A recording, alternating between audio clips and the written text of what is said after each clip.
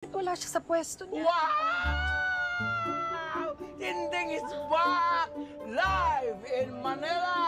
Wow! Roda, tuloy-tuloy pa rin pala ang negosyo mong manloko ng mga tao. O, Tinding, andyan ka na naman. Pati tinda ko, inaaway-away mo na naman, ha?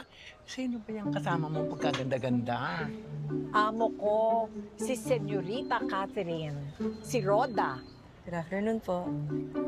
Alam mo, Neng, pag tinititigan kita, nakikita ko ang sarili ko ng kabataan ko. Ganyan ako kaganda. Pag tumitingin ako sa'yo, parang tumitingin ako sa salamin. Ang ganda ng reflection ko. Ay, ang ganda natin dalawa. Mamaya ka naman, Bola. Sandali lang, nasa si Marites. Pumunta ako dito para bisitahin siya.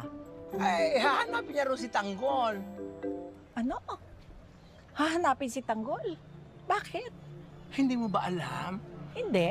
Nakalaya na si Tanggol! Mabuhay ang bayang api! Nakalaya na! Totoo ba? Totoo ba yan?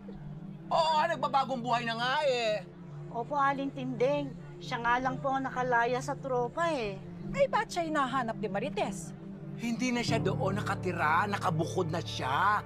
At alam mo ba, ay palagay ko hindi mo alam, yung jumper, yung kabit ni Rigor, sa inyo na rin nakatira.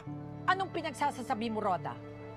Huwag mo ko niloloko, ha? Sasamain ka sa akin. Naku, dahil hindi kita niloloko, alam na ng buong taga-Sandimas na inuwi ni Rigor ang kabit niyang si Lena sa bahay niyo. At pumayag doon si Marites? Ay, wala na magawa. Diyos ko, dahil buntis na ang kabatsina. Nakakaloka. Kung ako na ididimanda ko yan, mga pulis pa naman, mga immoral. Mga manloloko. Mga walang hiya. Go, Tindeng! Go, go, go! Sige, rara! Hala,